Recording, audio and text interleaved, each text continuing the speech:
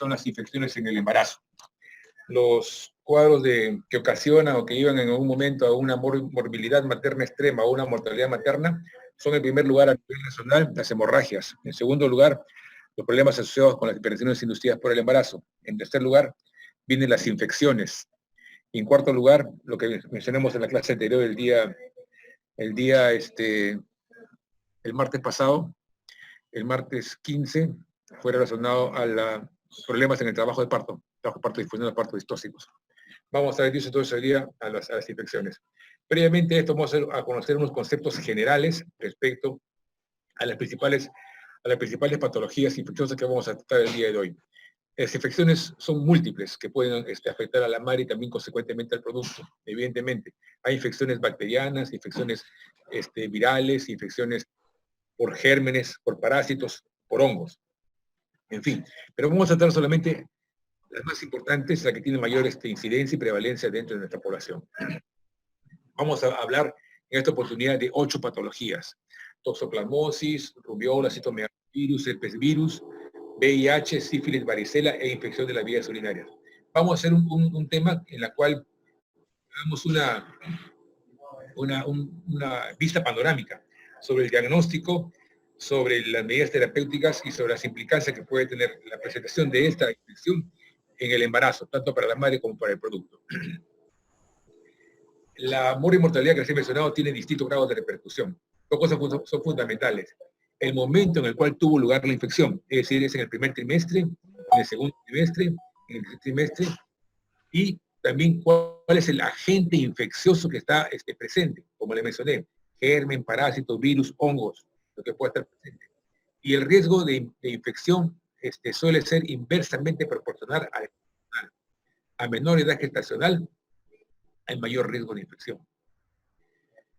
Y viceversa, a mayor edad gestacional, menor riesgo de infección.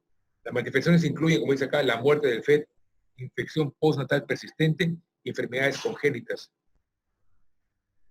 en el momento que se está presentando el cuadro infeccioso.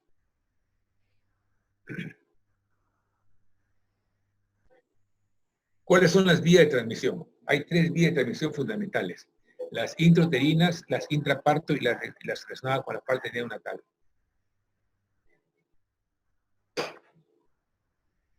Las intrauterinas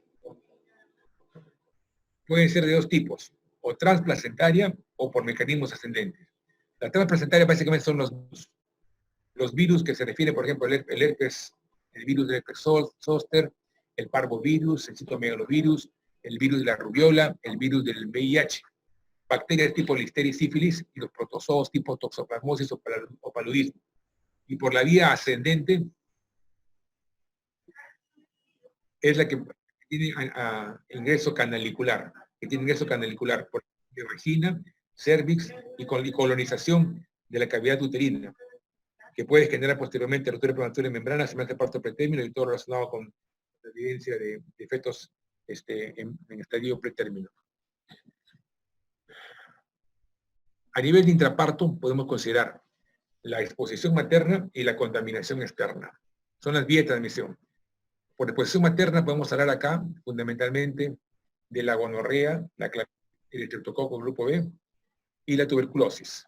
A nivel de la exposición materna, el herpes virus, el papilovirus humano, el virus de la inmunodeficiencia humana y la hepatitis B. Y por contaminación externa en el intraparto, las bacterias y el herpes virus. Y desde el punto de vista neonatal, tenemos 2 cosas fundamentales: la transmisión humana y la presencia de respiradores y catéteres. Transmisión humana básicamente el estafilococo, es decir, el médico, la obstetriz, el profesional de la salud que está atendiendo a la paciente, o inclusive la partera o la comadrona cuando es medio rural, puede contaminar un parto por estafilococo o por herpes virus. Y los respiradores y catéteres, básicamente estafilococos y coliformes, por contaminación de los agentes de acciones intervencionistas en el momento del parto. El estafilococo puede causar muchas veces problemas relacionados con flebitis, por ejemplo.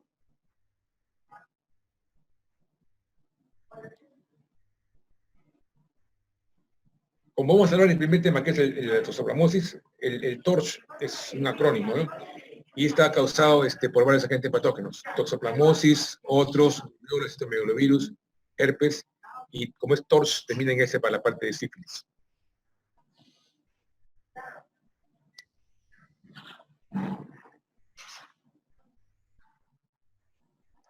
La toxoplasmosis es una enfermedad parasitaria producida por el Toxoplasma gondii, que es un protozoo intracelular, a diferencia de los otros protozoos intracelulares que están a nivel de plasma. Acá tenemos una cosa muy importante. Para conocer una enfermedad tenemos que conocer fundamentalmente a la gente. Acordémonos desde el punto de vista epidemiológico, tenemos agente, huésped y medio ambiente. ¿Cuáles son las características de este agente, este Toxoplasma gondii? Es un parásito intracelular. Tiene en su evolución del plasma gondii tiene 3 estadios: el trofozoito, el quiste y el ooquiste. En la fase proliferativa del trofozoito, puede ser invadir al huésped por diseminación hematógena y por una infección aguda, o la contaminación por sangre, heces o secreciones. Acordémonos fundamentalmente que la contaminación es por contaminación por las heces del gato o por beber agua contaminada con el quiste o brazoito comprometen básicamente el músculo y el tejido nervioso, y los ooquistes básicamente la parte relacionada con las deposiciones del gato. ¿Cómo la transmisión? Puede ser por vía oral, transplacentaria o por transfusión sanguínea. Por vía oral, lo que le mencioné, la ingesta de alimentos crudos. La ingesta de alimentos crudos implica básicamente la alimentación con frutas, con verduras que están contaminadas sin haberse lavado oportunamente. Por vía transplacentaria van a infectar la placenta, el corium y la vesícula, y van a generar una toxoplasmosis congénita, que vamos a ver en las siguientes láminas. Y también por vía de transfusión sanguínea, cuando no se toman los cuidados adecuados para la sepsia y antisepsia. Una toxoplasmosis adquirida, la patología fundamentalmente se refiere a un síndrome mononucleótido, parecido a la mononucleosis infecciosa, que vamos a ver por otra patología asociada. Y se caracteriza como un problema común afuera de una gripe relativamente fuerte, con fiebre general, mialgias, hepatosplenomegalia, linfadenopatías cervicales y ganglionares a nivel de la ingle, por ejemplo, corretinitis y raros son las neumonitis.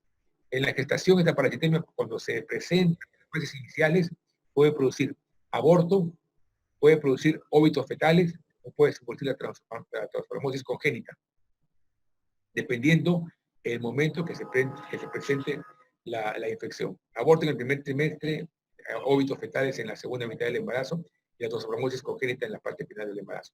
Cuando la madre se infecta por primera vez durante el embarazo, deja inmunidad permanente. Es decir, no va a tener nuevamente la posibilidad de reinfectarse por el mismo agente etiológico. ¿Cuál es la clínica que encontramos en la madre? Básicamente, linfadenopatías cervicales, fiebre, malestar general, decaimiento, astenia, cefalea, dolores osteomusculares, básicamente patología relacionada con la esfera de la cabeza, odinofagia, eritema maculopapular a nivel de piel, hepatosplenomegalia, o sea, incremento de los órganos del res, corretinitis, linfocitosis y linfocitos atípicos. Acordémonos que todas las infecciones generan una respuesta a nivel del organismo con cambios a nivel del hemograma. Y en pacientes inmunocomprometidos, por ejemplo, pacientes que tienen, aparte del problema que se puede contaminar con toxoplasmosis, que sean pacientes con colagenopatías, que sean pacientes que tienen con corticoides tópicos de larga data, pacientes que sean con tratamiento para neoplasias, tienen el riesgo de generar compromisos mayores, pulmonar y a nivel del sistema nervioso central. Hay dos tipos de infección.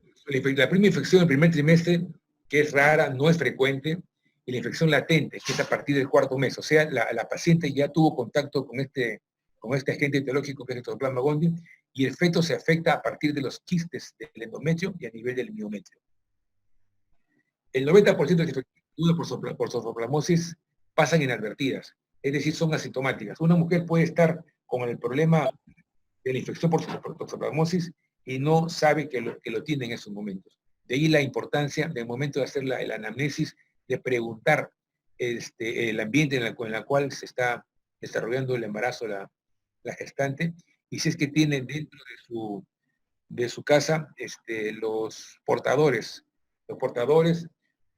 del germen, en este caso del toxoplasma, como son básicamente los gatos. El riesgo perinatal puede ser aborto tardío o óbito fetal. El riesgo es el riesgo de infección cuando se da en el último trimestre. ¿Cuáles son las patologías que se pueden presentar? Que se pueden presentar dentro del recién nacido. Básicamente son patologías oculares que van de la microftalmia, cataratas, estrabismo, edema de papila, desprendimiento de retina, turbidez del humor vítreo, en fin. Básicamente va a una patología ocular, como está manifestándose en este fondo de ojo. Acá tenemos también calcificaciones a nivel de parénquima cerebral. Hay una tetra de Sabin que se llama la presencia de cororetinitis, hidrocefalia, convulsiones por la estimulación permanente a nivel de corteza cerebral y calcificaciones intracraneales. Es la tetra de Sabin que está muy relacionada con la toxoplasmosis. Tenemos acá, por ejemplo, la cororetinitis, y aquí tenemos casi la misma otra patología que puede ser asociada con cataratas. Toxoplasmosis congénita, cuando la infección se ha producido en el último trimestre. La mujer no sabe que está con toxoplasmosis, pero hay factor etiológico asociado desde el punto de vista ambiental. De ahí la importancia de hacer las averiguaciones correspondientes en el momento que hacemos la anamnesis. Las síntomas de infección generalizada en el recién nacido, en el neonato. Tenemos dificultad para la alimentación, son niños que tienen dificultades para la deglución, son muy lentos para comenzar a lactar y muchas veces rechazan el seno materno. Presentan disnea, crisis de apnea y cianosis, cardiomegalia, hepatosplenomegalia, ictericia púrpura y un exantema maculopapuloso. Desde el punto de vista neurológico, apatía, letargo, llanto débil, parálisis, todas estas características que son comunes a muchas enfermedades congénitas que pueden presentar a un recién nacido cuando la madre ha estado siendo contaminada o infectada por alguno de los agentes que hemos mencionado, generan, dependiendo del grado de compromiso de la carga bacteriana, viral o en este caso de protozoario, de la capacidad de respuesta del huésped, en este caso la madre, de generar anticuerpos adecuados en cantidad y en volumen que permitan neutralizar la acción de este agente etiológico, permite que la toxoplasmosis congénita sea o leve o sea solamente como un hallazgo y como un estudio epidemiológico a cargo de neonatología. Pero el paciente que tiene la inmunidad comprometida, como les he mencionado anteriormente, es muy probable que la madre y el producto tengan inclusive alteraciones neurológicas y pulmonares. ¿Cómo hacemos el diagnóstico? La anamnesis, abortos previos, partos pretérmino o malformaciones fetales. Con estas tres características estamos en la obligación de preguntar la posibilidad de que haya tenido la toxoplasmosis o en su defecto realizar las pruebas de laboratorio necesarias para poder identificar si es que la paciente en el momento actual tiene una inmunidad comprometida con la presencia de inmunoglobulina M o la inmunoglobulina G como memoria. Hay que sospechar cuando hay antecedentes durante el embarazo de fiebre, malestar general y aparte artralgias y mialgias que pueden estar presentes en la última fase, en el último trimestre, fundamentalmente para hablar de una toxoplasmosis congénita. Esto es lo que le mencionaba a ustedes respecto al diagnóstico. Una infección aguda, la presencia de inmunoglobulina A o inmunoglobulina M en la sangre materna. Acordemos que la inmunoglobulina M implica infección activa o infección reciente. ¿Por qué? Porque el organismo está enviando de la madre en este caso, o del producto que ya el recién nacido ya tuvo la contaminación y una toxoplasmosis congénita, la presencia de inmunoglobulina M como respuesta de su sistema inmune para neutralizar los efectos, en este caso, del Toxoplasma gondii. Y la elevación al cuádruplo de la inmunoglobulina G. La inmunoglobulina G es memoria. O sea, el organismo está actuando por dos vías para protegerse desde el punto de vista de la infección. La inmunoglobulina M, activamente, para el problema agudo, infeccioso agudo, y la inmunoglobulina G, que permite al huésped, en este caso la madre en el último trimestre o recién nacido con la toxoplasmosis congénita, para neutralizar los efectos de este agente. ¿Cómo podemos encontrar desde el punto de vista serológico? Los anticuerpos por inmunoglobulina G, inmunoglobulina M, por inmunofluorescencia activada, por el método de ELISA, y básicamente el inmunoensayo sistemático es el método de ELISA, que es la prueba más rápida para poder llegar a un diagnóstico correcto. Básicamente para ver los inmunoglobulina G o inmunoglobulina M, la inmunofluorescencia activa o la ELISA para ambos tipos de anticuerpos. O también acá, para la identificación de la respuesta por la reacción en cadena de la polimerasa. Tratamiento. El tratamiento básicamente es con 3 fármacos. La espiramicina es 1 gramo cada 8 horas. La pirimetamina, 1 miligramo por kilogramo de peso al día. No dar nunca en el primer trimestre por el efecto que es categoría C en el primer trimestre. Y puede efectos adversos, puede producir trombocitopenia y leucopenia. Y la sulfadiazina de 3 a 4 gramos al día, es decir, de 50 a 100 miligramos por kilogramo de peso al día por 21 días consecutivos, 3 semanas, con 4 dosis al día. Esto es muy importante conocerlo. La toxoplasmosis es una enfermedad que desde el punto de vista de salud pública está considerada de declaración obligatoria cuando se presenta, y tiene los hospitales del Ministerio de Salud y hospitales de Seguro Social están en la obligación de proveer al paciente los medicamentos que corresponden para el tratamiento de esa enfermedad, por todas las connotaciones desde el punto de vista de salud pública. La pirimetamina, 50 miligramos al día, ojo, sulfadiazina, 3 gramos al día, más ácido folínico, 15 miligramos al día, durante 3 semanas consecutivas, ¿de acuerdo? Pirimetamina, sulfadiazina y ácido folínico. Y luego de eso pasamos, se alterna con 3 semanas de espiramicina solamente, a razón de 1 gramo cada 8 horas, durante 3 semanas consecutivas. Si, por ejemplo, le encontramos la patología en la semana 22, 24, 26, tenemos que alternar con estos 2 tipos de medicamentos con 3 semanas para cada uno, para disminuir el riesgo potencial de todas las patologías, de todas las manifestaciones clínicas que se encontraron en el recién nacido con toxoplasmosis congénita. Recordemos las afecciones neurológicas, problemas neumológicos, problemas sobre todo en el ojo, la correa pigmentaria y las cataratas que pueden presentarse en un momento del nacimiento del bebé. ¿Cómo prevenimos? La prevención está ligada muy íntimamente a evitar las complicaciones y la infección a la madre y al producto. Lavarse bien las manos antes de comer, cuidados en relación con los gatos, como mencioné ahí, evitar alimentarlos con carne cruda, cuidado de las materias fecales, control de ratas y ratones, higiene personal y familiar, evitar la alimentación con carne cruda o mal cocida, y lavar los utensilios superficiales que estaban en contacto con carne cruda o vegetales. Todas estas medidas básicas de higiene, de bioseguridad, de asepsia y antisepsia, cuando tengamos que realizar algunas acciones especiales, tiene que ver mucho con los cuidados propios que una gestante debe exacerbar o incrementar durante su gestación cuando tiene animales en casa, como el gato, por ejemplo, que es un huésped que muchas veces tiene el Toxoplasma gondii y por supuesto no le causa ningún problema a este felino. Hasta aquí tenemos entonces la primera entidad que hemos visto, que es la toxoplasmosis congénita. Hemos hablado parte del diagnóstico, las medidas de prevención y el tratamiento con espiramicina, pirimetamina y sulfadiazina, alternando 3 semanas cada uno, y también agregamos el ácido folínico, ácido fólico, para asegurar el riesgo de la leucopenia y trombocitopenia, que lo produce básicamente la espiramicina. La siguiente entidad que vamos a revisar ahora se refiere básicamente a la rubiola. La rubiola es una enfermedad exantemática contagiosa. Es básicamente una enfermedad eruptiva de la infancia, es benigna en la gestante, pero puede producir grandes complicaciones y repercusiones básicamente en el producto. Ese virus de la rubiola está su género, su familia, es un virus ARN y produce inmunidad permanente. Una vez que uno ha tenido rubiola como eruptiva de la infancia, la madre puede haber tenido cuando era niña, 8, 10, 12 años, de repente un poco menos, ya tiene inmunidad permanente. Posiblemente puede estar en contacto con un niño con rubiola, pero su inmunidad propia, eso queda prácticamente bloqueado la presencia de la patología en esa paciente. Aquí una cosa muy importante.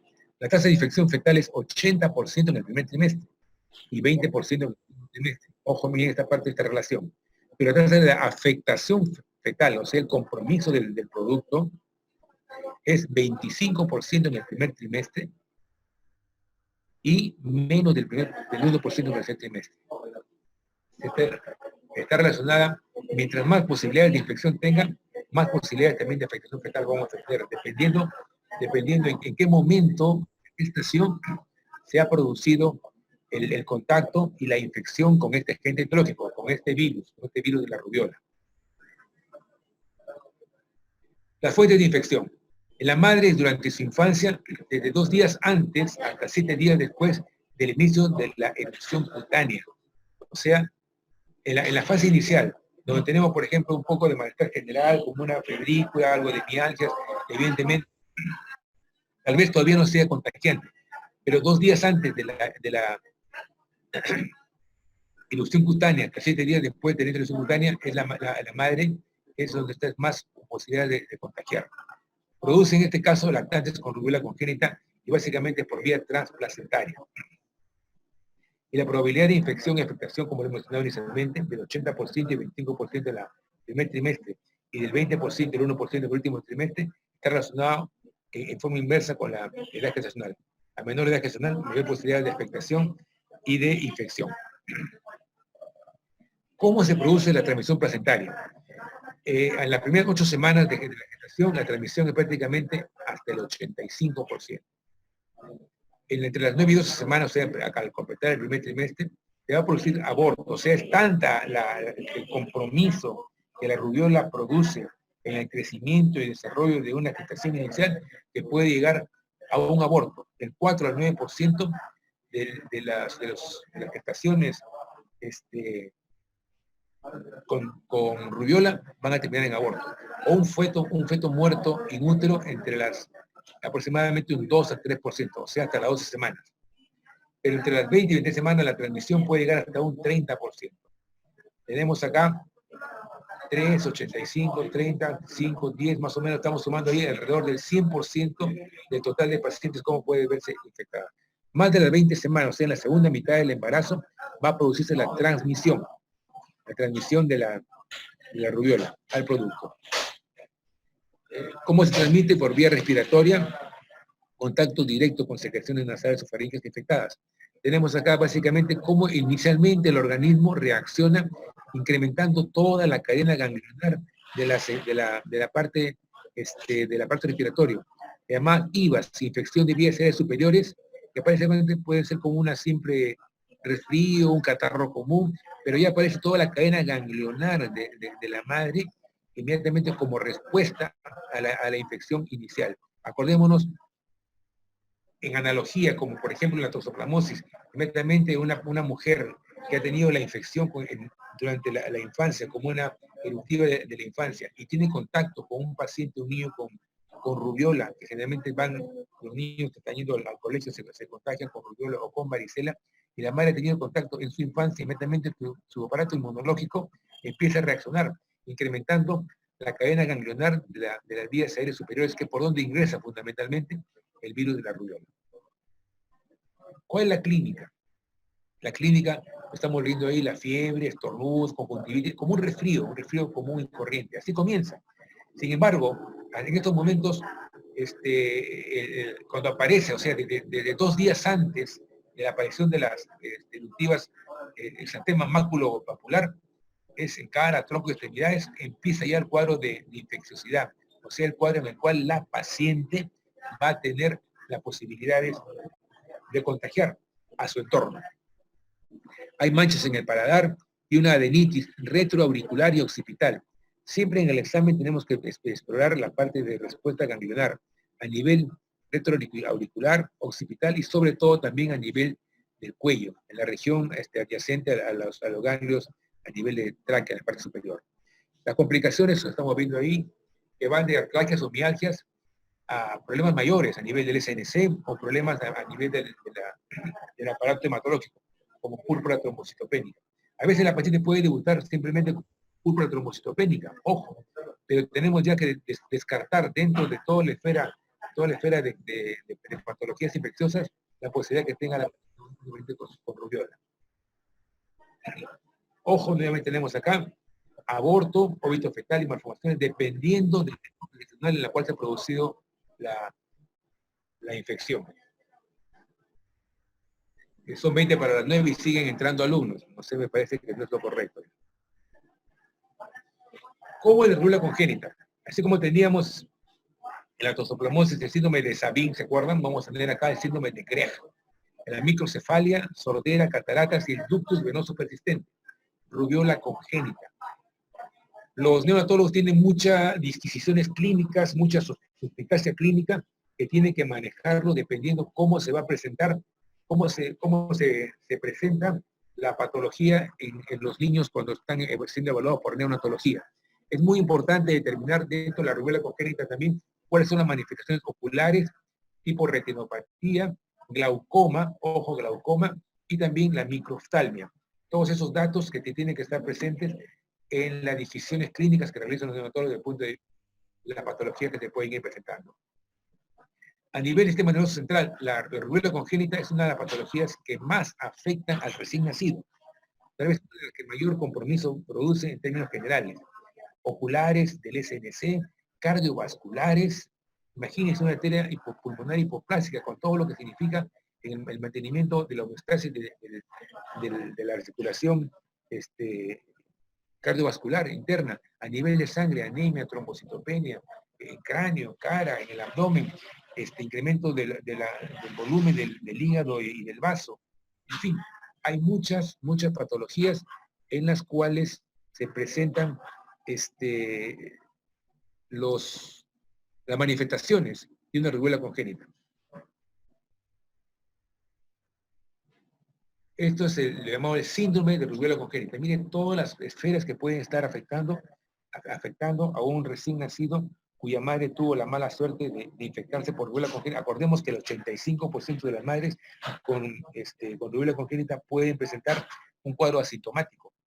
Hay defectos oculares, cardiopatías, sordera neurosensorial, defectos del SNC, retinopatía pigmentaria, púrpura, empate esplenomegalia ictericia, enfermedad de radiolucidez ósea, en fin, hay múltiples aparatos, sistemas y órganos que pueden ser afectados por esta patología cuando es el compromiso dentro del último trimestre para hacer la llamada rubiola congénita.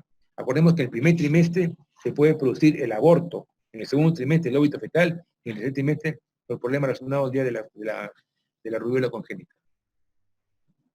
Tenemos acá, 1, las cataratas, 2, el exantema maculopapular, y aquí también mucho más determinado, ¿no? Mucho más amplio, mucho más presente.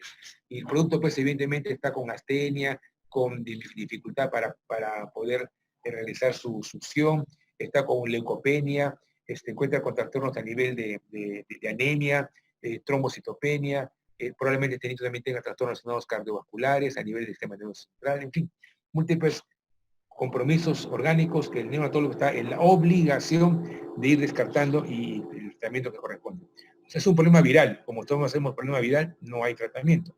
Pero sin embargo hay manifestaciones que se pueden ir controlando apenas se presenten. Y lo más importante es el diagnóstico precoz, tratamiento oportuno durante la gestación para evitar estas patologías que pueden ser muy comprometedoras en el estado en la vida del recién nacido.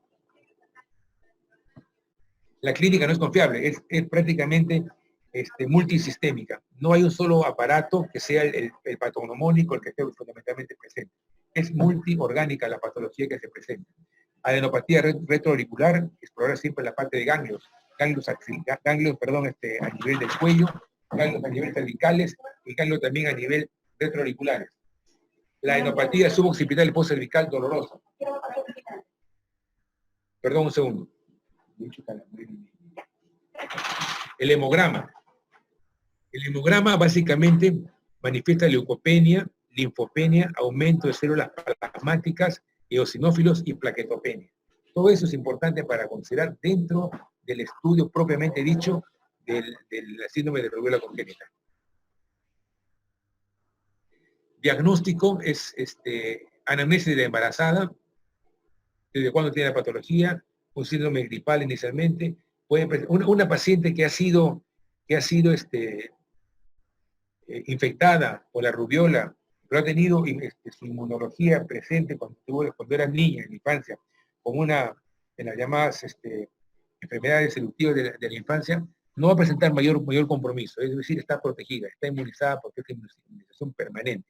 Y esta inmunización permanente le va a permitir a su producto que no haya mayores manifestaciones de aborto, óbito fetal o problemas de rubiola congénita.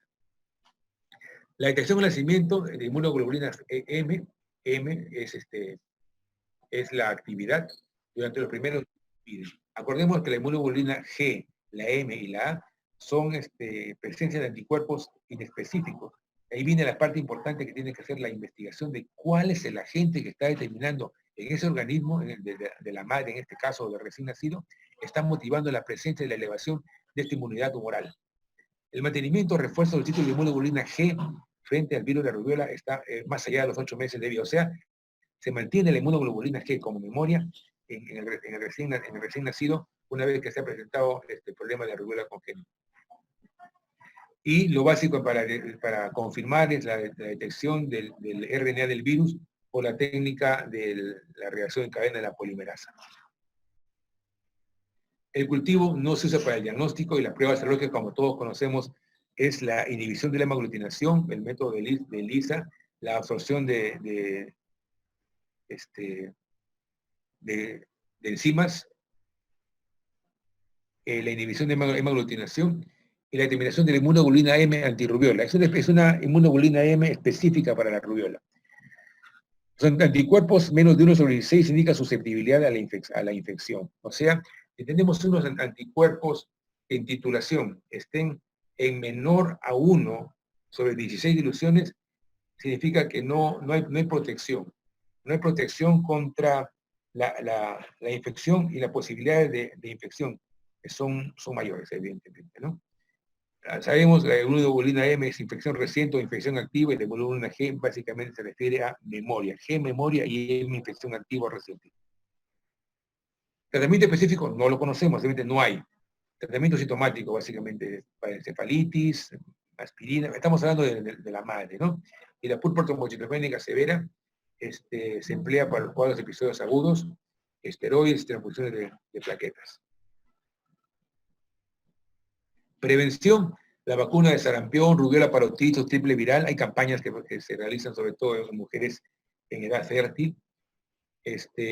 Ojo, importante es evitar el embarazo al menos los 3 meses siguientes, porque no son partículas virales, es la presencia del virus vivo atenuado que hace generar la respuesta inmunológica de anticuerpos contra estos agentes etiológicos. Recomienda el empleo de métodos anticonceptivos los 3 meses siguientes para evitar embarazos. La eficacia es muy alta y la duración de la inmunidad es permanente. Basta con una sola de vacunación de sarampión, rubiola y parotiditis para tener la protección de inmunidad. La tercera patología que estamos viendo, hemos visto ya toxoplasmosis, ¿de acuerdo? Hemos visto también rubiola. La tercera patología vamos a ver ahora en lo que se refiere a citomegalovirus. Es una infección generalizada, limitada a los humanos, y es la infección congénita más común por citomegalovirus. La familia del citomegalovirus es un virus de crecimiento lento, y lo importante es el tipo de manifestaciones en el estudio de líquidos contaminados, que en este caso puede ser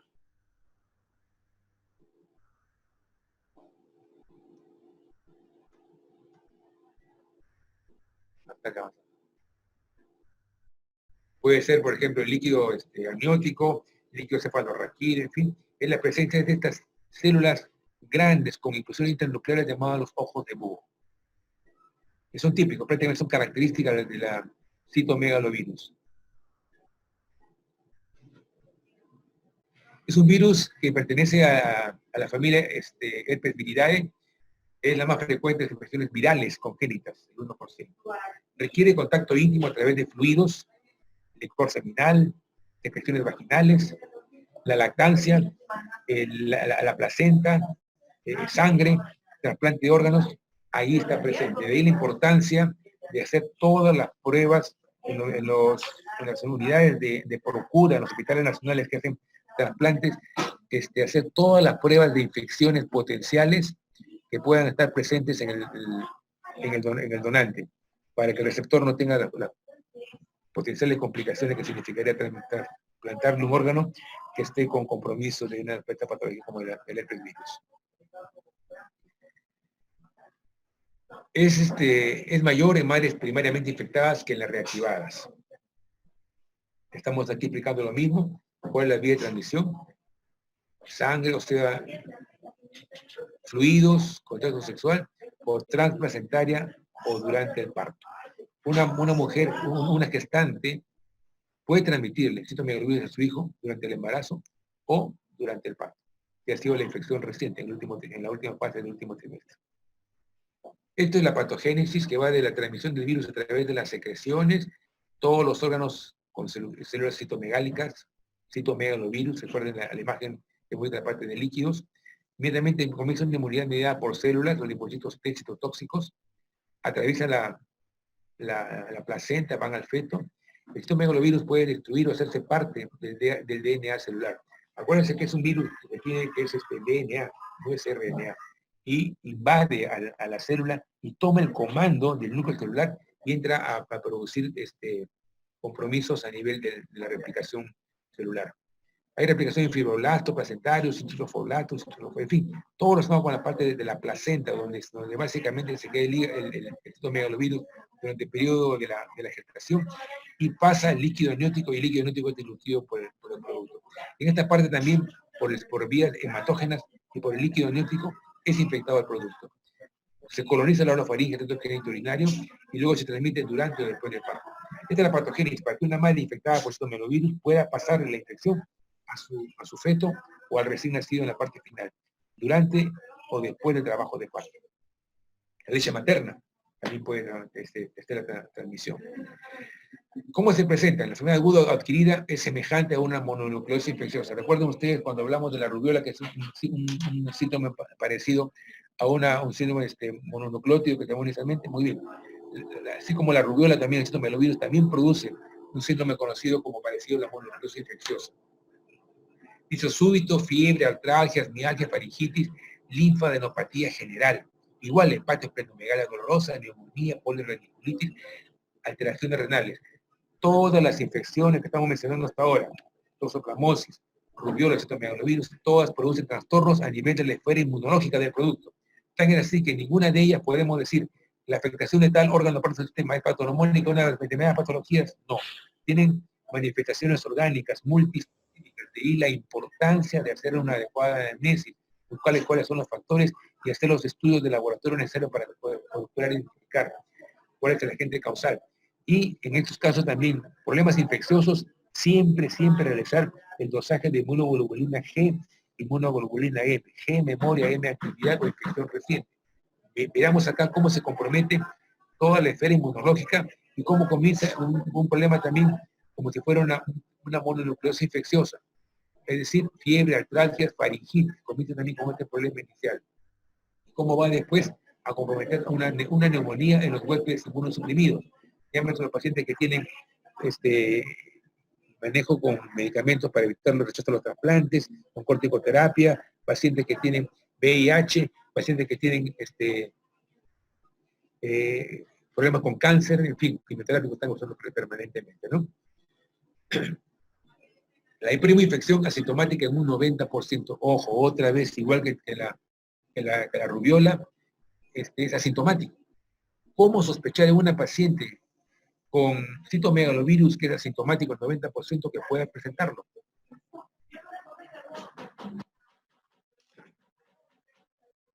Acordémonos que las manifestaciones básicamente se refieren a este tipo de acá, como si fuera un problema gripal. Fiebre, leucocitosis, linfocitosis, mialgias, en fin. Pero después de la primera infección, el virus permanece latente en los leucocitos, pudiendo reactivarse cada vez que bajan las defensas. Las manifestaciones de ese síndrome mononucleósido o gripal son por corto tiempo. Por corto tiempo, Y una paciente que ha tenido la infección previamente, rápidamente actúa con la presencia de los anticuerpos de inmunoglobulina G y inmunoglobulina M para evitar la propagación de la enfermedad. Al comienzo de la gestación, si la paciente logra infectarse, ¿qué va a producir acá? Secuelas graves. Ojo, miren todas las consecuencias que podemos tener en una paciente que se ha infectado al comienzo de la gestación con estas patologías grandes. Acordemos el compromiso también parecido a lo que se manifiesta en un momento con la rubiola, la microcefalia, las calcificaciones intracraneales, la corretinitis pigmentaria, que también se presenta, por ejemplo, el glaucoma en la rubiola, en este caso básicamente la corretinitis pigmentaria y la calcificación intracraneal. Pero a nivel perinatal, lo básico que se produce es un niño que sea muy bajo peso del nacimiento o con RCU en el momento, en el tercer trimestre de gestación. Es decir, el crecimiento y desarrollo no está acorde con lo que debemos esperar en la determinada edad gestacional. ¿Cómo se manifiesta una citomegalovirosis congénita? ¿Cómo se puede manifestar?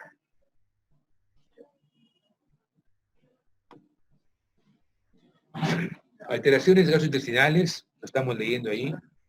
Cardiopulmonares, CIB, CIA, estenosis mitral congénita, quistes congénitos del pulmón, tetralogía de Fallot, endocrinas, hiperplasia suprarrenal, hipotiroidismo, hipospadias, ojo a la manifestación cerebral. Esto básicamente es lo que se manifiesta desde el punto de vista ectoscópico.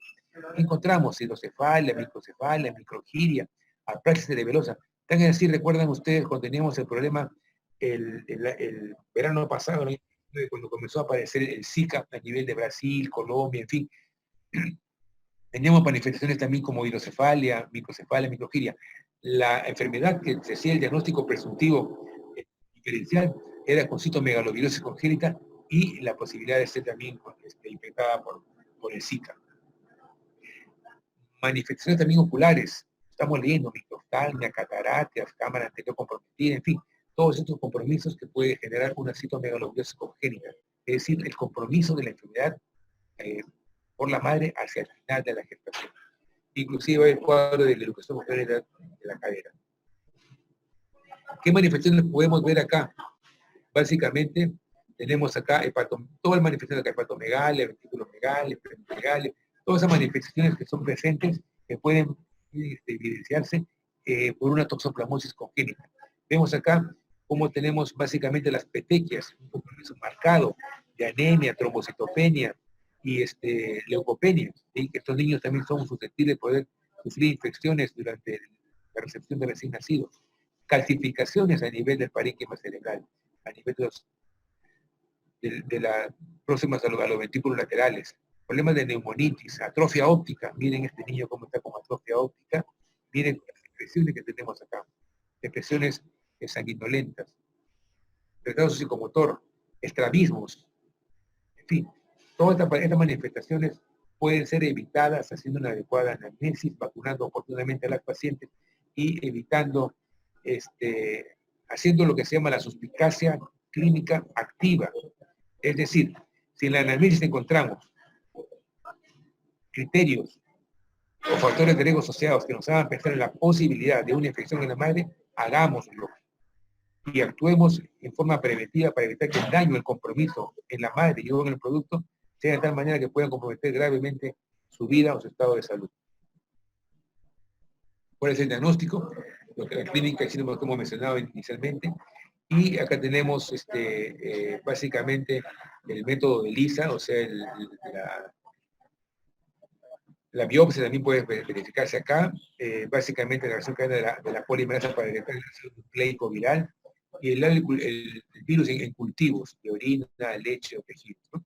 Pero lo básico acá, en una manifestación de secreciones, la presencia típica de esta célula, el ojo de búho que está presente dentro, intrasinformático, citomegalovirus, ¿ya? La anestesia también se puede realizar solo en mujeres con alta sospecha por el riesgo también de efectos colaterales, efectos adversos de una anestesis que pueda generar algunos trastornos mayores. Se hace el cultivo y la reacción en cadena de la polimerasa para identificar el ADN viral. El gol estándar, ¿cuál es? El cultivo viral. Con el cultivo viral tenemos prácticamente el diagnóstico de que estamos ante un cuadro de una citomegaloviridosis en el recién nacido, por ejemplo. Cultivo de fibroblastos, en fin, es otra técnica, pero es mucho más comprometedor desde el punto de vista del ser cultivo de los fibroblastos. Tratamientos. Se han estipulado algunos tratamientos para el manejo de esta enfermedad, como la vidarabina, el ganciclovir, por ejemplo. El ganciclovir se emplea en la madre de 5 miligramos por gramo de peso cada 12 horas durante 2 a 3 semanas. Lo bueno es que no produce efectos terapéuticos.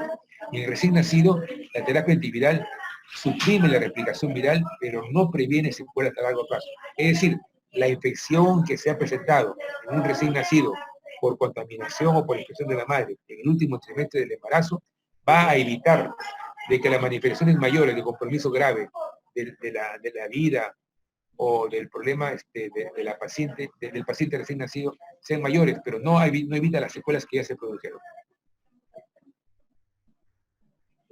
Prevención, obviamente igual. No se contraindica la vacunación y la mujer no debe evitar embarazarse en los 3 primeros meses siguientes a la vacunación, porque son virus vivos atenuados, igual que para la rubiola, en la cual se hace la vacunación para el sarampión, la rubiola y la parotiditis. Igual también hay vacunación para el citomegalovirus, para la parte preventiva. Y para la parte de tratamiento, el ganciclovir o la vidarabina. Tiene que ser manejado evidentemente por infectólogos. El tratamiento es multidisciplinario. Neonatólogo con infectólogo y la madre que está infectada probablemente también maneja con infectólogos para estipular la dosis conveniente para el tratamiento que va a recibir la gestante. La cuarta patología que vamos a ver es el herpes virus. Lo típico, lo característico es la presencia de vesículas llenas de líquido claro en la zona donde se ha producido la infección inicial del producto. La familia Hesperidae, el ADN bicatenario, y existen hasta 80 serotipos presentes en este tipo de patología. ¿Cómo se transmite? Tenemos 2 vías de transmisión. El virus tipo 1, que básicamente a nivel superior, esfera mucocutánea a nivel de boca, y el virus tipo 2 a nivel prácticamente de la vía sexual o del canal del par. Y las lesiones son típicas, esas lesiones tipo vesículas, que son sumamente irritantes, producen prurito, escozor, y no pocas veces hasta dolor inclusive en la parte.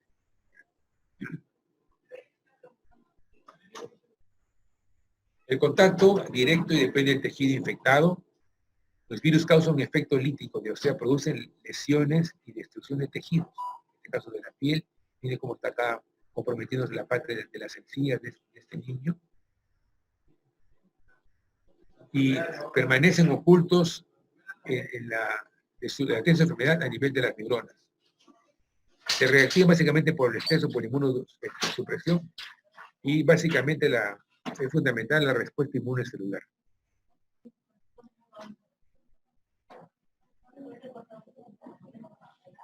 Tenemos 2 tipos de manifestaciones. La cervicitis herpética produce adenopatía inguinal, queratitis herpética, meningitis, encefalitis, y la gingivoestomatitis herpética aguda, lesiones con vesícula a este nivel. Acá también podemos encontrar vesículas, evidentemente, labios mayores, menores, y estas son estas lesiones vesiculares que son típicas, son características. Cuando uno las ve no se va a olvidar nunca. Son básicamente que pueden contaminar en el momento del parto y contaminan al producto con estas lesiones vesiculares para generar problemas asociados. De ahí la importancia de considerar una paciente portadora de herpes genital, la conveniencia de programarla para una serie electiva. Los riesgos prenatales básicamente son igual, multiorgánicos. Todas las patologías que estamos viendo hasta ahora, básicamente la rubiola, en este caso el herpes, los hormonas también evidentemente, son de compromiso severo en el neonato. Cuando se presentan en las etapas iniciales, afectan e infectan al bebé con compromisos de mayor morbilidad, inclusive hasta de mortalidad. Y en estos casos, por ejemplo, puede producir aborto, restricción del crecimiento uterino, óbito fetal, trabajo de parto prematuro y anomalías fetales que vamos a ver en el siguiente. En el recién nacido podemos encontrar lesiones vasculares en la piel y faringe, conjuntivitis, convulsiones, en fin, lo que estamos viendo en esta diapositiva. Todas estas patologías de virales producen siempre la reacción básica del sistema res, hígado y vaso, y también compromiso a nivel de la médula ósea, con anemia, trombocitopenia y petequias. Las infecciones virales tipo herpes y tipo la rubiola generan este tipo de compromisos a nivel de hematológicos y a nivel del sistema nervioso central. El herpes neonatal básicamente puede producir un aborto, 25% RCU. ¿Y qué defectos congénitos vamos a encontrar? Como están ustedes dándose cuenta, ninguna de estas características de infecciones neonatales va a producirse, va a ser evidentemente patognomónica. Todas van a presentar en mayor o menor grado compromiso a nivel del SNC. Microcefalia, hidrocefalia, calcificaciones, retardos psicomotores en el desarrollo del niño, encefalitis, sepsis, lesiones a nivel de boca, ojos, piel, y efectos congénitos como lo que estamos viendo en estos momentos. Hemorragias, ictericias, necrosis hepática, en fin, compromisos multiorgánicos que pueden llevar a una morbilidad fetal o recién nacido neonatal extrema o hasta inclusive hasta la muerte del producto. Y ojo, son patologías muy infectantes. En una unidad de neonatología, en incubadora, son fácilmente infectantes a los recién nacidos que están en la misma sala. Y hay brotes epidémicos que pueden tener este tipo de problemas. El diagnóstico, así como tenemos también por el citomegalovirus, el cultivo del ADN del citomegalovirus, igual también acá, en el herpes, el gold standard para el diagnóstico es el cultivo. ¿Y dónde, cómo lo encontrar? Acá, la secreción de lesiones infectadas, por ejemplo, esta parte de acá, se hace cultivo de estas secreciones. Por inmunofluorescencia, la identificación de anticuerpos monoclonales y el PCR, o sea, de reacción en cadena de polimerasa en el líquido cefalorraquídeo. Acordemos las lesiones que se pueden presentar, tipo encefalitis, por ejemplo. Miren todo lo que tenemos acá. El líquido cefalorraquídeo nos va a ayudar también bastante. Y los neonatólogos manejan mucho este tipo de diagnósticos por cultivo del líquido cefalorraquídeo. Igualmente también se maneja con el ELISA. La clínica también es básico, ¿no? El dolor y el tema de las vesículas que se van a presentar. La clínica de infección materna es dependiendo de qué tipo de virus tenemos. El virus tipo 1 generalmente produce manifestaciones orolabiales a nivel oculares, asintomática un 90%, solamente localizada como lesiones bucocutáneas a nivel de la mucosa oral, prima infección de la infancia y es asintomática un 90%, excepto por estas manifestaciones clínicas que tenemos a nivel de la mucosa oral. Y el virus, en el virus tipo 2, que va básicamente a la esfera genital, es básicamente sintomática, porque produce muchas manifestaciones de prurito, de ardor, de dolor inclusive. Y se da básicamente en el inicio de relaciones sexuales y se acompaña 15% de un herpes orolabial. Tratamiento básicamente es el aciclovir. El aciclovir es una patología, un antiviral que tiene mucha eficacia en el tratamiento de este tipo de problemas. El aciclovir tiene una forma de emplearlo que es 200 miligramos 5 veces al día, 7 de la mañana, 11 de la mañana, 3 de la tarde, 7 de la noche, 11 de la noche, por 10 días consecutivos. Eso ayuda a disminuir la carga materna, pero está contraindicada durante el primer trimestre. Y ojo, igual que en el citomegalovirus, en el herpes, igual tenemos que indicar la cesárea electiva para evitar complicaciones en el recién nacido. Embarazo con enfermedad recurrente, la profilaxis con aciclovir a partir de la semana 36, correcto, ya no tenemos el riesgo de evitarlo en el primer trimestre del embarazo. También acá se indica la cesárea electiva. Iniciar estudio específico en el recién nacido cuando la madre ha tenido esta patología, sobre todo las vesículas a nivel del herpes virus tipo 2, a nivel de la esfera genital, que contraindica un parto por vía vaginal. La quinta patología que vamos a ver ahora, ya pasamos la mitad de la exposición, es el síndrome de inmunodeficiencia adquirida. Como están viendo ustedes, produce básicamente depresión a nivel del sistema inmunológico de los linfocitos T y desarrolla la presencia de patologías, infecciones oportunistas. En la tríada clásica, es la gente más pobre, la más joven y es más en las mujeres. El inicio temprano de la vida sexual. Mayor número de parejas sexuales. Son los factores de riesgo asociados. Corta duración de relación de pareja, es decir, promiscuidad.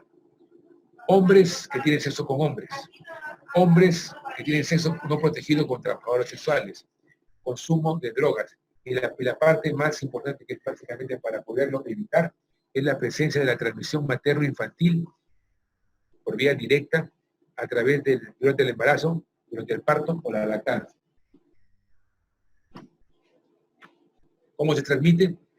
A través de los 4 fluidos: sangre, semen, secreciones vaginales y también por la leche materna.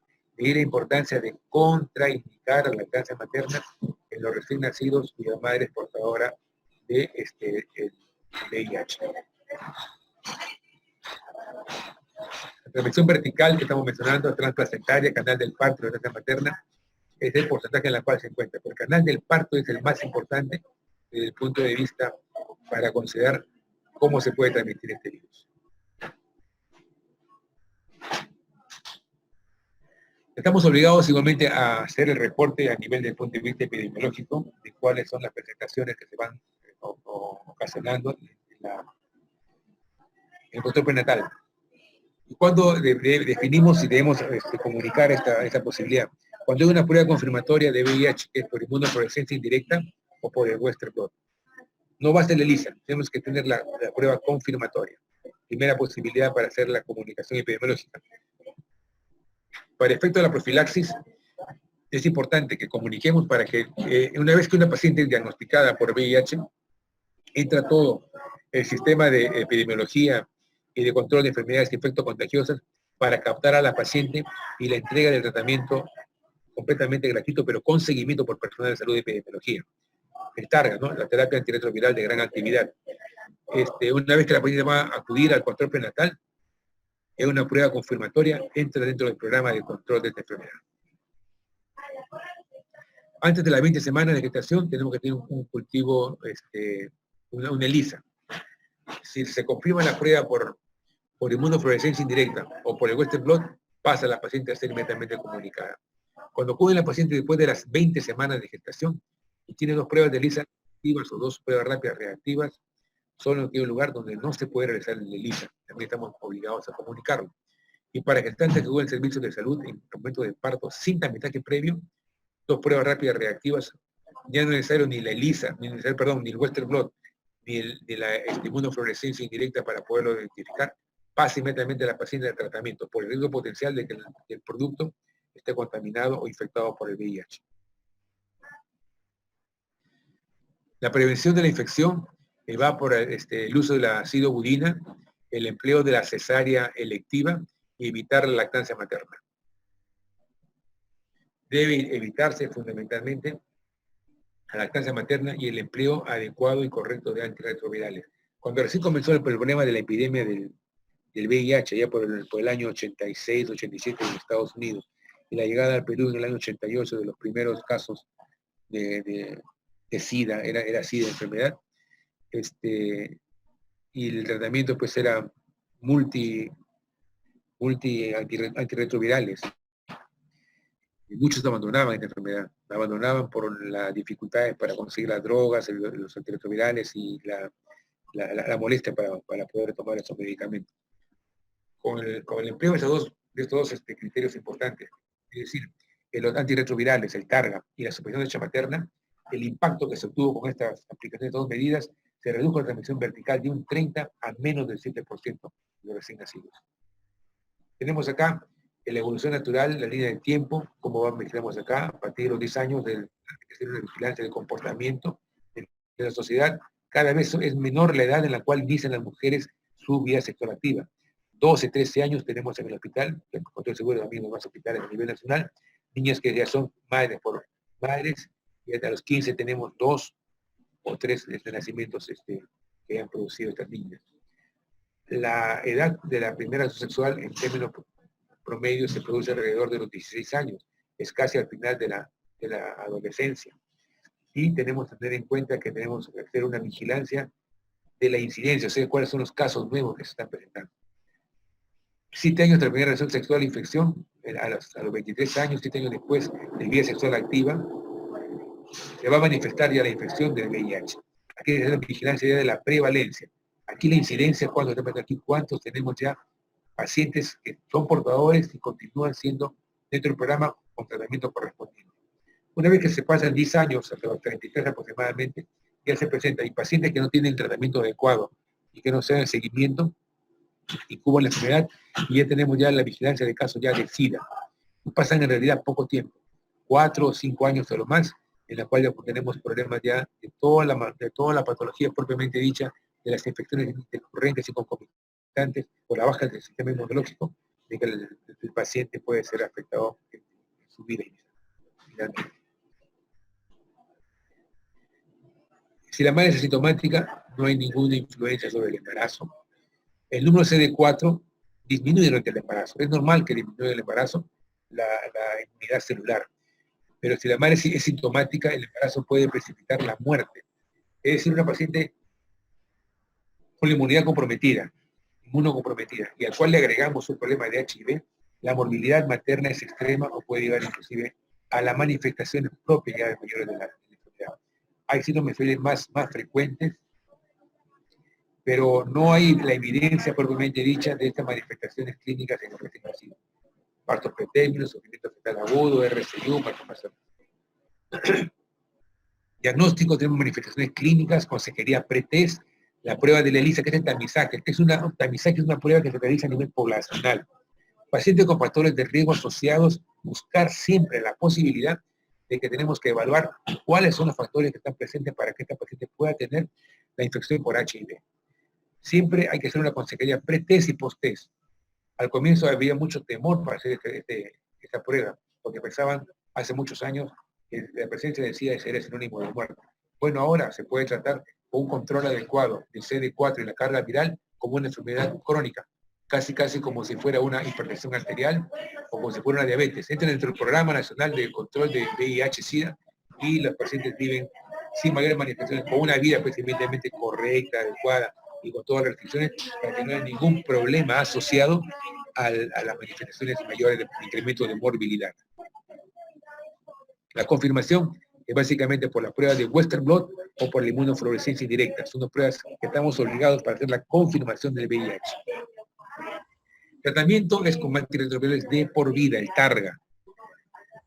Hay que evaluar siempre y continuar el tratamiento para la carga viral y el recuento de linfocitos. Esta es la única forma de poder evaluar fundamentalmente cómo estamos trabajando con la respuesta, la eficacia terapéutica del Targa. Mientras menor carga viral exista, algunas veces es hasta veces no evidenciable, y el CD4 del linfocito sea mayor a 500, con seguridad estamos con un adecuado tratamiento. Se ha encontrado la dosis ideal en el paciente ideal para la respuesta terapéutica.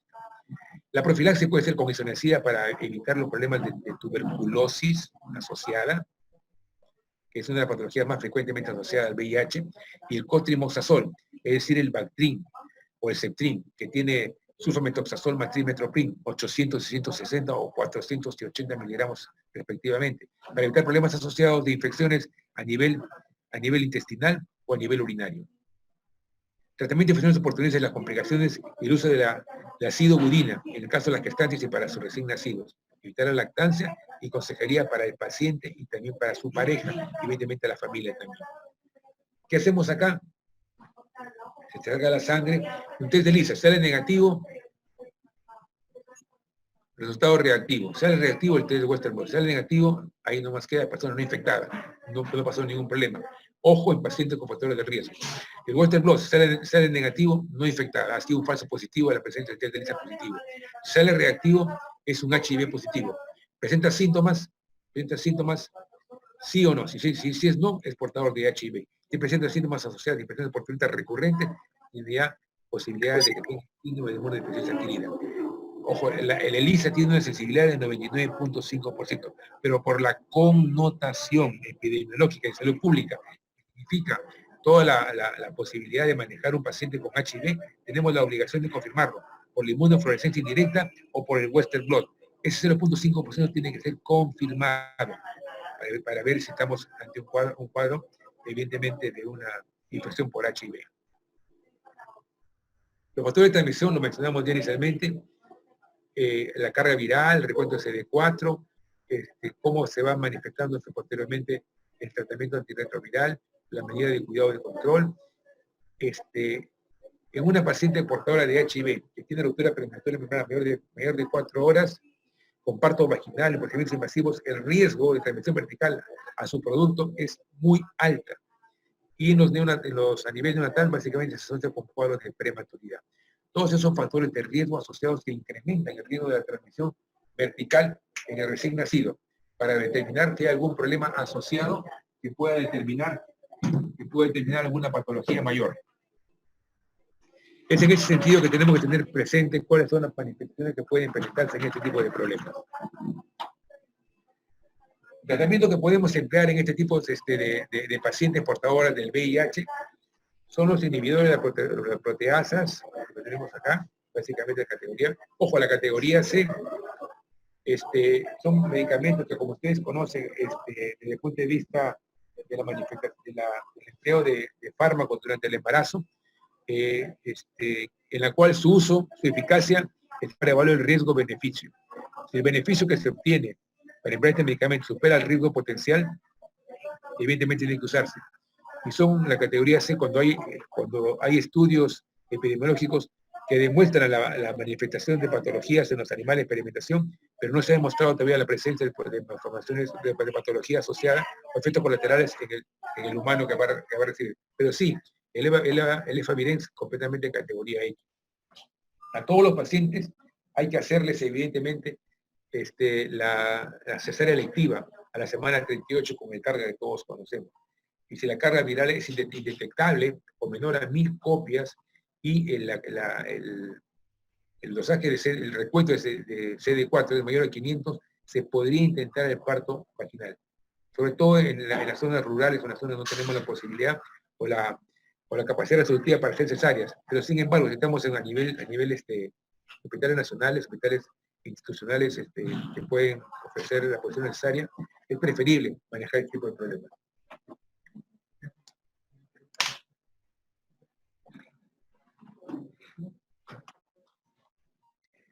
Ojo, importante, ¿cómo se emplea el ácido budínico?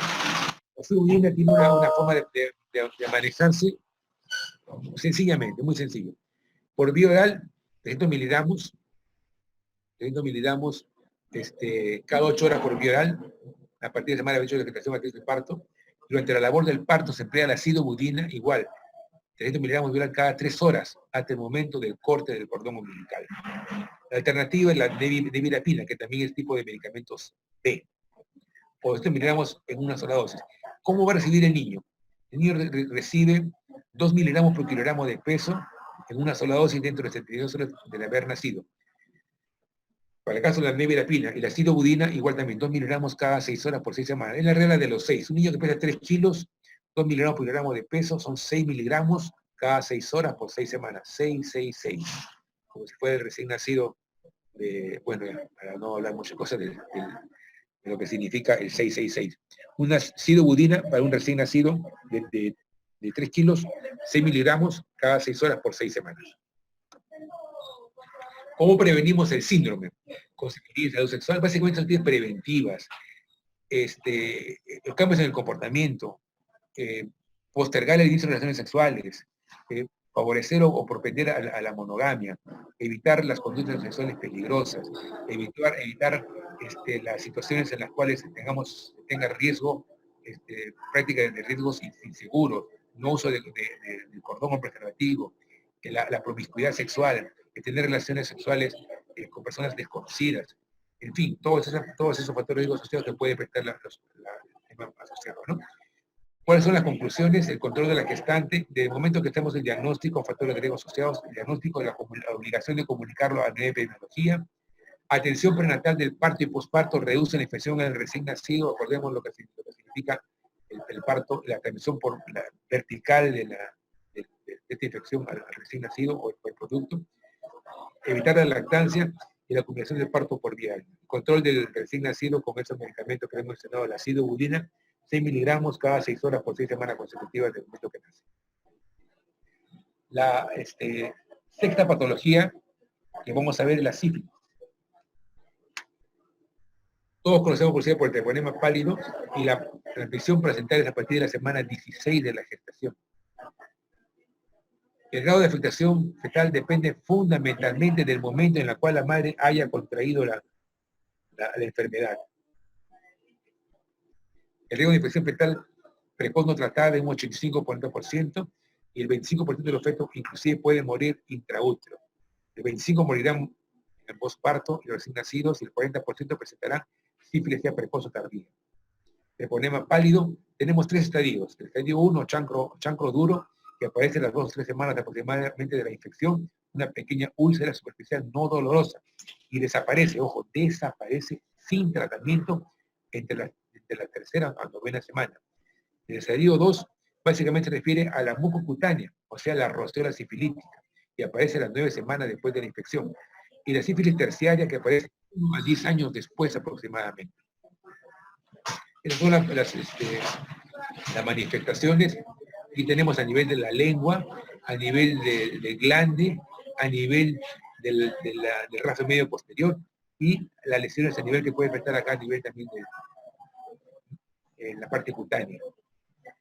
Obviamente a nivel de glande, el chancro duro, acá el chancro duro que se manifiesta de las 3 a 9 semanas aproximadamente, a nivel de los genitales externos femeninos. Acá la roceola sifilítica, típico del segundo estadio, y también acá a nivel del tórax en España.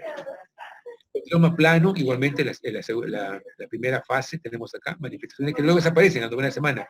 Piel en las manos, en los pies, en la lengua, ojo, manifestaciones que tienen que estar presentes y estamos obligados a ir a buscarlas. En el recién nacido, roceola, y a mí acá, repliegue mucocutáneo. ¿Cómo hacemos el diagnóstico?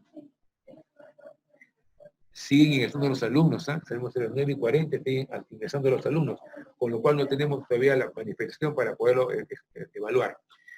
Se determina el examen por microscopio en campo oscuro, y las 2 pruebas fundamentales, el BDRL y el RPR, reacción rápida de reagina, y básicamente las pruebas treponémicas, que es el FTA-APS, y la prueba de la inmovilización del treponema, que deben ser obligados para confirmarlo durante los periodos de latencia. La enfermedad no se van a negativizar definitivamente. Y sobre todo tenemos también acá el método del ELISA. En la siguiente lámina vamos a ver cómo influye la sífilis en el embarazo y cómo se va a manifestar como una infección grave. La infección anteparto produce trabajo de parto pretérmino y puede producir la muerte fetal o infección neonatal. Es una infección grave e incapacitante, y los niños que padecen el problema de la sífilis con sífilis secundaria o tardías y que no reciben tratamiento oportuno. El contagio, la sífilis congénita se manifiesta básicamente con más frecuencia cuando el feto se infecta in útero. Y tenemos también la obligación, así como la madre, de hacer la confirmación de esta patología con el estudio de las pruebas no treponémicas, como es el BDRL y el RPR, que son pruebas de reagina, o el Veneral Disease Research Laboratory, que son las pruebas para escrutinio epidemiológico de tamizaje. En el recién nacido tenemos fetos con irritabilidad, incapacidad para aumentar de peso, secreción hasta la voz, en fin, lo que estamos viendo. Y hay una tríada clásica también llamada los dientes de Hutchinson, son niños que están ya en edad de 8 o 10 añitos más o menos, osteoartralgias, dientes de Hutchinson, pérdida de visión, disminución de la audición. Esta patología es cuando no se ha diagnosticado la sífilis en el recién nacido y este niño tiene ya manifestaciones prácticamente de sífilis terciaria.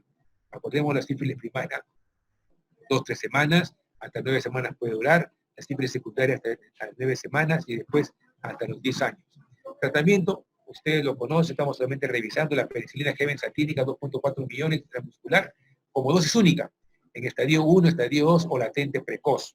igual para gestantes. Con esta dosis estamos prácticamente combatiendo la enfermedad. O semanal, por 3 semanas de luz tardía o de duración desconocida o fase latente, que también se usa en gestantes. Ojo, dosis única o semanal, en el caso de luz latente o tardía. La neurosífilis, 3 a 4 millones cada 4 horas por 10 a 14 días. La alternativa es doxiciclina, 100 miligramos por 14 días, o tetraciclina que no se puede usar en el embarazo. Vienen las alternativas, tenemos la doxiciclina y el manejo con penicilina que es benzatínica. La séptima patología que vamos a ver es la penúltima, ya que es la varicela. Es una lámina corta, efecto contagiosa, la primera infección de la varicela, la recurrencia es el herpes zóster, es igual al herpes zóster y baja incidencia en el embarazo. Incubación más o menos 21 días aproximadamente y tiene una clínica aparente y llamativa. El contagio es desde 2 días antes del exantema y durante y hasta que las vesículas forman costras, que es diferente, por ejemplo, el caso de la rubiola, que es hasta 7 días después de la fase aguda, del cuadro clínico de infección. Y la complicación más frecuente, por eso lo estoy presentando, es la neumonía. Una neumonía, un recién nacido, por ejemplo, con varicela, que se ha diagnosticado previamente, no se sabe, los neonatólogos están en la obligación de buscar el agente etiológico, probablemente la varicela. 5 minutos, doctor Caballero. Sí. El doctor, le pediría, por favor, 5 minutos más, por favor. No se han descrito aumentos en la tasa de abortos ni patología obstétrica, el síndrome de varicela congénita y el tipo de lesiones que se van a presentar en el recién nacido. Tenemos acá un recién nacido con cuadro clínico que está en la unidad de cuidados intensivos neonatales y la erupción materna 7 días previos o posteriores al parto, y cuando la erupción tiene lugar 3 semanas antes del parto, es más probable que el neonato presente varicela de grado moderado. Por último, vamos a ver la patología que es la infección del tracto urinario, que son láminas más rápidas y cortas para manejarlos, solamente algunos énfasis que vamos a tomar. Los cambios que experimenta el aparato urinario del embarazo son varios. Vamos a considerarlos ahora, como consideramos acá, el aumento del flujo plasmático renal, el flujo de la hipertrofia renal, aumento de la filtración glomerular, el aumento de la filtración glomerular y flujo plasmático renal, lo cual incrementa el aumento del volumen intracelular. Es frecuente la glucosuria y el aclaramiento endógeno de la creatinina. Todo esto de acá se presenta en la función renal. Tenemos aquí manifestaciones, el compromiso del tamaño renal, que se ve básicamente por radiografía, por ultrasonografía, y el incremento de la tasa de filtración glomerular y flujo plasmático renal. Es decir, el riñón se hipertrofia, crece para compensar y para favorecer el crecimiento de la detoxificación de sustancias que estaban a presentar por la presencia de un nuevo ser intraútero, es decir, implica una nueva capacidad de mejorar el trofismo materno. Esto es la definición básicamente de la infección urinaria. Acordémonos las características de la uretra femenina, que es mucho más pequeña, y la cercanía con la vagina y el ano, que puede comprometer básicamente las vías urinarias inferiores. El agente causal más frecuente es la Escherichia coli, por gran negativos,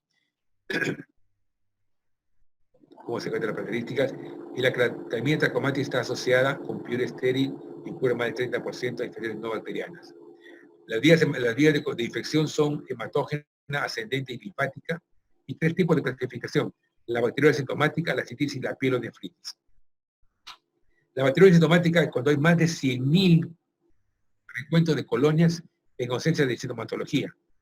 Cuando no se trata de la bacteriología sintomática, puede generar ¿qué cosa? Una cistitis aguda o una pielonefritis. Prevalencia, 10%. 1 de cada 10 mujeres embarazadas va a presentar un problema de infección urinaria durante el embarazo. Factores de riesgo asociados, historia previa de ITU, actividad sexual, edad, en fin, todos estos factores hay que considerarlos en una paciente que potencialmente portadora de una infección urinaria. Estamos en la última patología, en las últimas láminas ya. ¿Qué se asocia? RCIU, bajo peso al nacer, y como toda patología infecciosa durante el embarazo puede también producir rotura prematura de membranas, con todo el correlato que significaría esta patología. La segunda patología importante es la cistitis, cuando hay compromiso sintomatológico a nivel de la esfera inferior genitourinaria. Es decir, cistuletitis, hay polaquiuria, disuria, pujo, tenemos vesical, dituria, pero no hay fiebre, dolor osteomuscular. que sí característico de la última patología, que es la pielonefritis. La mucosa de la vejiga se infecta, se inflama, se edematiza, con todo el compromiso propio de una infección presente. Síntomas que estamos presentes acá, la disuria, colaquiurio, suprapúbico, en fin, que se manifiestan básicamente por sintomatologías bajos. La tercera, la más importante, y la que compromete más la esfera materna, es la pielonefritis. Más de 100.000 colones, igual que todos, pero con fiebre, escalofríos y lo típico. Dolor costomuscular con fírica, patología urinaria, es una pielonefritis, hasta no demostrar lo contrario. La incidencia es un 2%, de todas las infecciones urinarias, 1 a 2 van a ser pielonefritis. Y puede recurrir, correcto, hasta prácticamente 1 de cada 5 pacientes con infecciones urinarias. Factores predisponentes, la bacteriología estomática, lo hemos dicho, con una bacteriología estomática en el tratamiento puede llegar a una citrofritis o una pielonefritis. Y es más frecuente en el tercer trimestre del embarazo, por lo que significa que el útero crece, ocupa un espacio que no le corresponde, compromete la función renal y compromete la función a nivel de la vejiga. Hay éxtasis urinario, ascenso de la orina a nivel de los uréteres y puede generar posteriormente un problema de infección urinaria mayor como una pielonefritis. Síntomas de cistitis sí hay, pero lo básico, ¿cuál es? Es la fiebre alta, de aparición brusca, con todo el cortejo citomático, una fiebre, escalofrío, sudoración, malestar general, decaimiento, astenia, abulia, en fin, todo un cuadro sistémico general que va a comprometer severamente el estado de salud de la madre. Hay compromisos inclusive mayores, compromisos que puede llegar hasta shock séptico. No son raros los casos, el doctor Donaire no me dejará mentir cuando estábamos con la jefatura del doctor Donaire hace algunos años, evidentemente, en la década del 90, tuvimos algunos casos de infecciones urinarias que debutaban con pielonefritis y teníamos la necesidad de manejarlas en la UCI. En la UCI con pruebas invasivas, con pruebas de control de presión venosa central, control invasivas de catéteres de Swan's-Ganz para ver la presión arterial media, intraórtica o intracardíaca, en fin.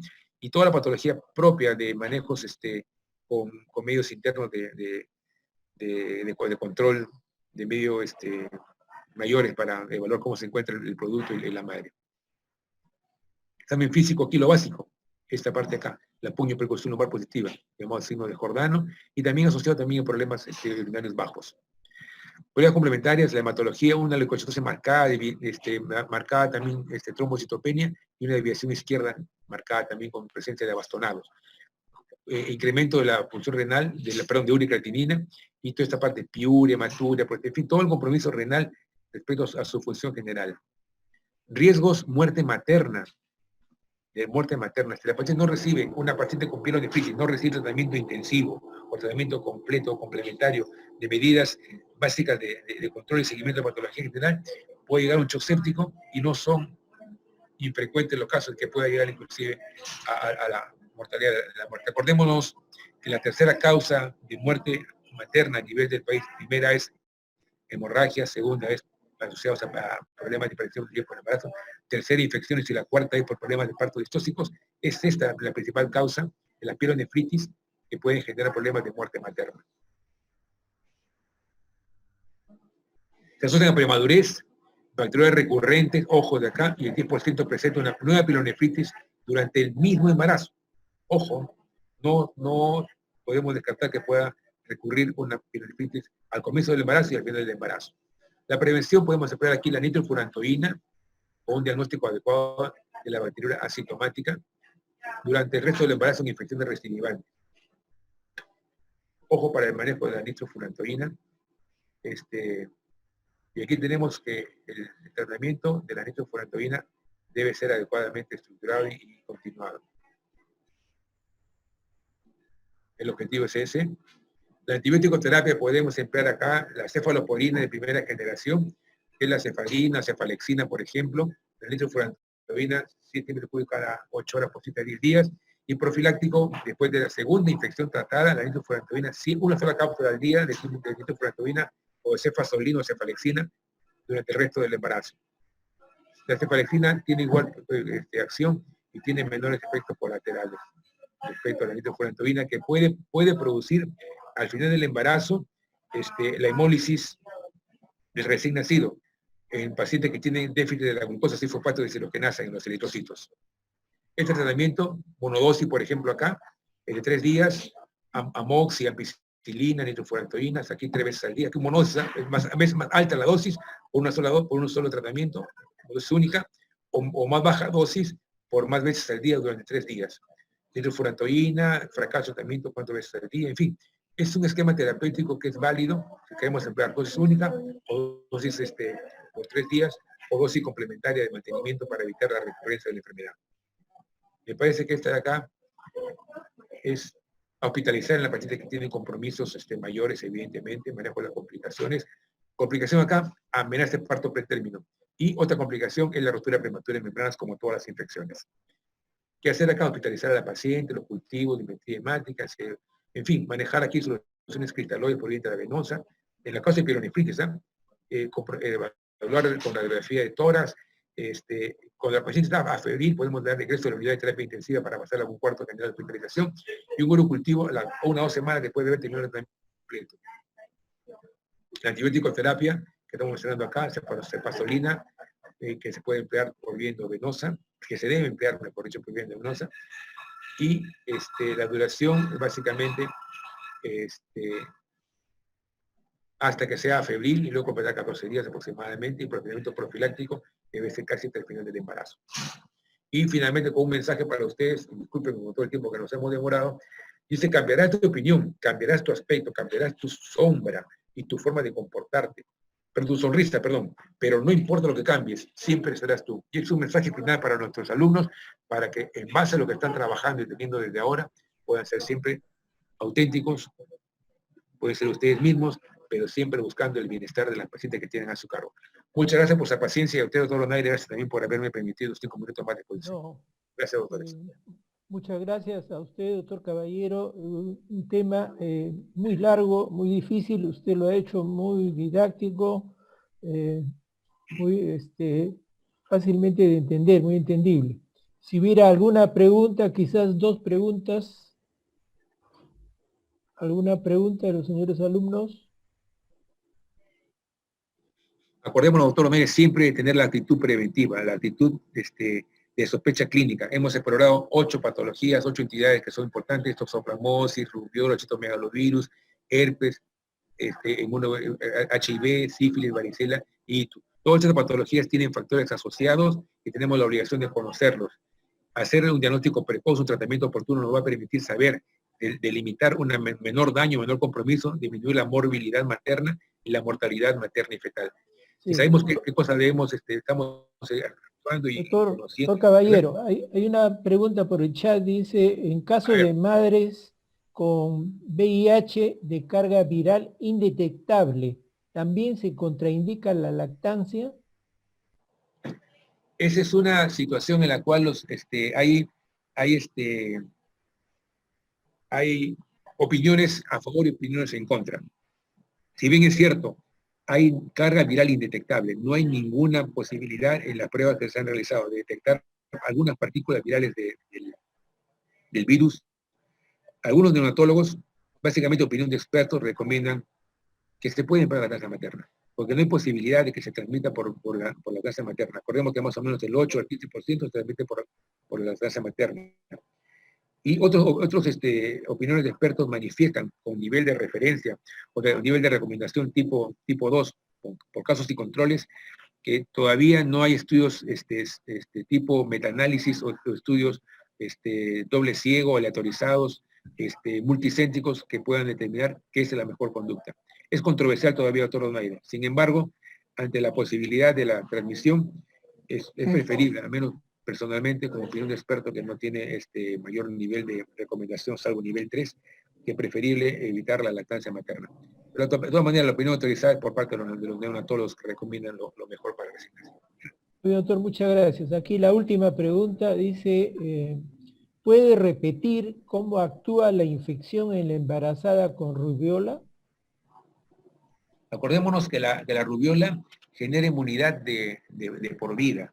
Si la rubiola como enfermedad de infectos contagiosos de la infancia se ha producido en esta paciente, la posibilidad que tenga la rubiola en este embarazo, en su embarazo que pueda tener posteriormente, prácticamente son mínimas, a pesar de tener contacto con pacientes que tienen la rubiola. La rubiola, una vez que se presenta en una paciente, un hombre, mujer, niño, niña, crea inmunidad de por vida. No es posible que se presente una segunda infección de rubiola en una paciente que ya lo ha tenido. Es más, está protegida, tiene anticuerpos. La inmunidad de la rubiola es básicamente inmunidad humoral, más que inmunidad celular. La inmunidad celular básicamente está en el virus de la inmunodeficiencia. Acordémonos de los CD4. Son linfocitos CD4 acompañados también con los macrófagos y las células killer. Pero los CD4 son los que dan la inmunidad celular, el virus por la inmunodeficiencia humana, y en la rubiola básicamente son los anticuerpos humorales, inmunidad humoral. La inmunidad humoral está presente con una sola infección porque la paciente crea inmunidad de por vida.